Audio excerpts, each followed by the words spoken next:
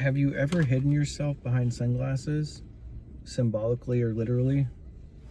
Today I'm going to do it a little bit different. We're reading this week's newsletter. I'm in my car and I'm going to read it from my car. So here we go. Today's newsletter is Aten Ray, episode 59, Why We Hide Our True Selves, recognizing that our deep inner nature needs a coming out party. I don't know about you, but I'm really sick of the quiet denial of who we really are. What I mean is the mundane complacency of ignoring what we really know and feel. We live in an era of curated identities and comfortable fabrications. Everyday existence has become a masterclass in pleasant compliance, gliding through social interactions while keeping our deepest awareness locked away out of sight. We change our expressions to match our environments, nodding along with societal structures that we intuitively know are broken. Recent studies suggest a sobering reality. Approximately 66% of people deliberately withhold their true thoughts and feelings out of social fear. We trade authentic expression for an infantile state of acceptance, prioritizing temporary comfort over soul-level truth. This collective silence carries a staggering price tag, resulting in a profound spiritual bankruptcy where our outer lives bear no structural resemblance to our inner landscapes. The illusion of being cool. Modern culture treats deep sensitivity as a distinct liability, instructing us to remain emotionally detached and fiercely independent. We hide our vulnerabilities behind a glossy veneer of indifference, hoping the world mistakes our isolation for unyielding power. According to the archive, this defensive posture is a significant misstep. And I quote, "We repress, and you say being cool or aloof constitutes the epitome of human accomplishment," unquote. We guard ourselves to avoid looking foolish, yet this calculated detachment only serves to freeze our creative essence. We treat deep honesty as a weakness, forgetting that a genuinely sensitive, honest state yields a structural stability stronger than any facade. True configuration begins when we acknowledge that our internal tracking systems are far more reliable than the calculated defenses of the analytical mind. The archive reminds us of a fundamental truth. The psychic centers and chakras are inherently honest. Our core emotions reflect our true intentions far more accurately than the mind. And the third one is suppressing our internal reality creates rigid blockages within the physical body. So it's not just a concept. I mean, these are important things that actually affect us in really deep ways. Stepping out from behind the bush. When we choose to hide our true nature out of convenience, we compromise our creative authority. The archive contains a beautiful, down-to-earth allegory that illustrates the futility of our social camouflage. And I find this really funny because I'm always talking to my girlfriend about hiding in a bush. One quote is, "People who speak gently but speak truth are strong people." And here's the allegory quote from the archive. "When an individual hides behind a bush and attempts to whisper, passersby only see the bush and refuse to engage with the hidden voice. It is only when we step out into the open, balancing strength with a gentle commitment to truth, that we become simultaneously strong and gentle." So it's basically just saying if you're hiding in a bush and you're trying to talk to someone, they're not going to really engage with you. So you kind of have to get out of the bush. Remaining hidden behind our professional titles, social expectations, or curated personas ensures that the world only interacts with the bush. To build meaningful community and manifest genuine projects, we must abandon the exhaustion of artificial compliance and step into clearing. And this makes me think about dissonance too, right? So like once I discover that truth really does set you free, It sets you free from dissonance, right? It's like it's this agitation. When the truth is aligning with nature, it's aligning with the truth of things. And so you fall into a flow of things instead of having this dissonance where you're constantly fighting this tide or fighting this energy, and it creates conflict, tension, and basically disease in your body and your mind. So it's saying here the progression of truth. There's hiding behind the bush, which is whispering and social fear and power issues, and stepping into the light, which is gentle clarity and being honest and real. Reframing the shadow from fear to compassion. The primary force keeping us hidden is the presence of internal fear. Fear of rejection, fear of economic instability, and fear of societal judgment. I mean, we all know these ones, right? Rather than fighting these anxieties, we must learn to read them as indicators of our emotional alignment. The archive reframes our internal shadows with exceptional clarity. 1. Fleeing from internal anxiety is identical to fleeing from mere shadows. There's no power in the shadow.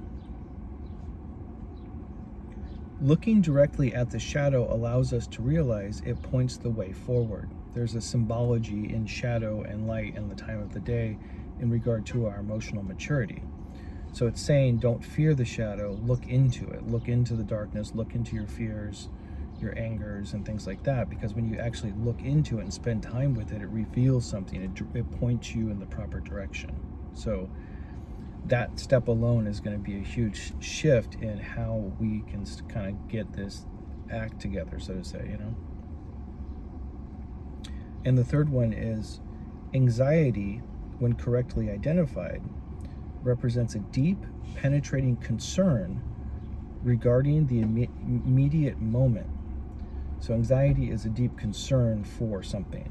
And so again, when we avoid, we don't get the direction we need to take action.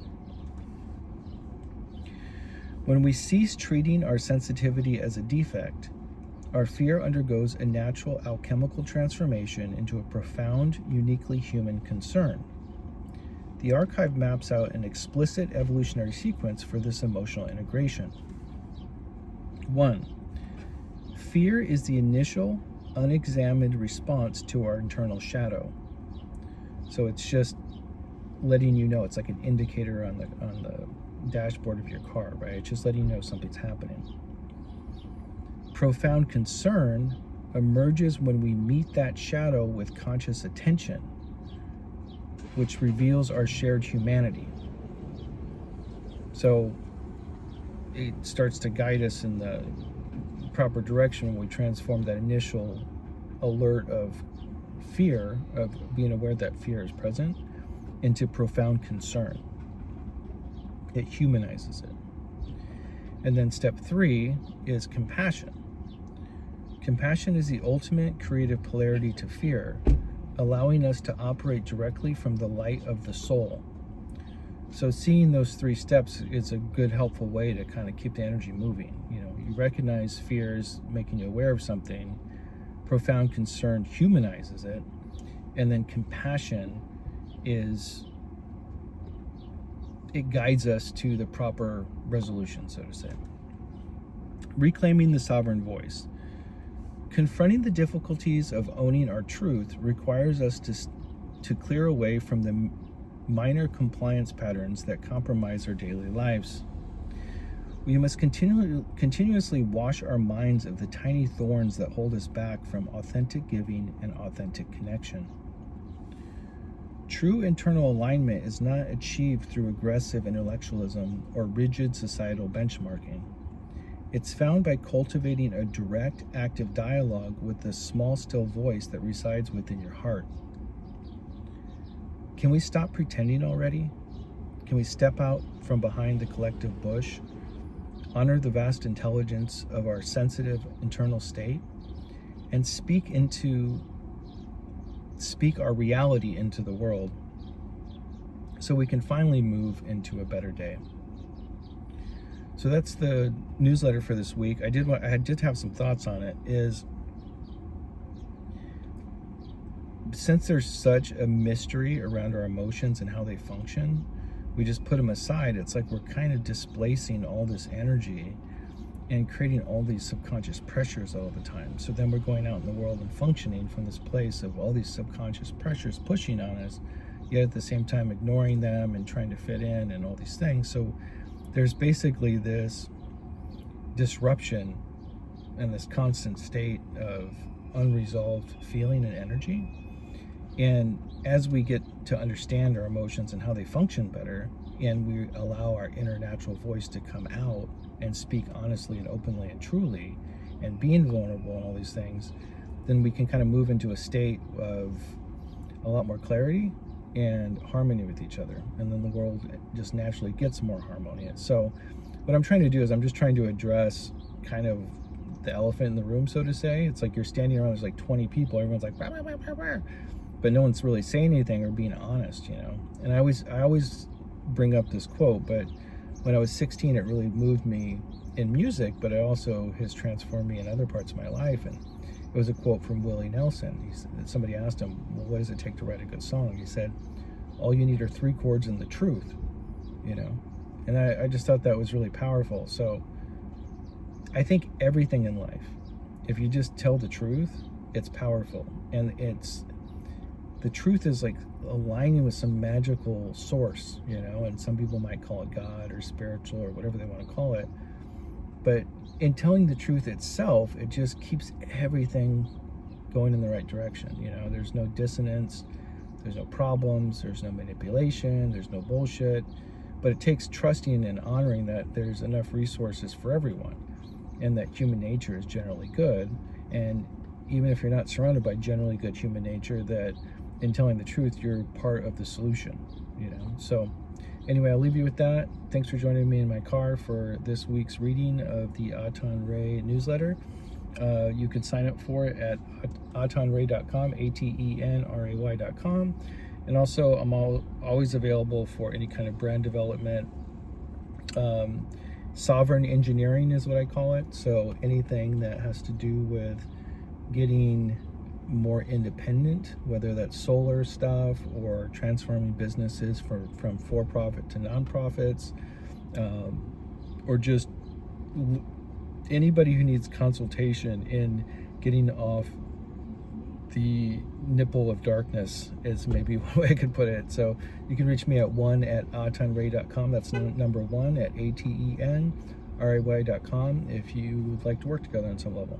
All right, and I do it on a sliding scale also. So, all right, guys, have a good week, and I'll see you next week for next week's reading. Bye.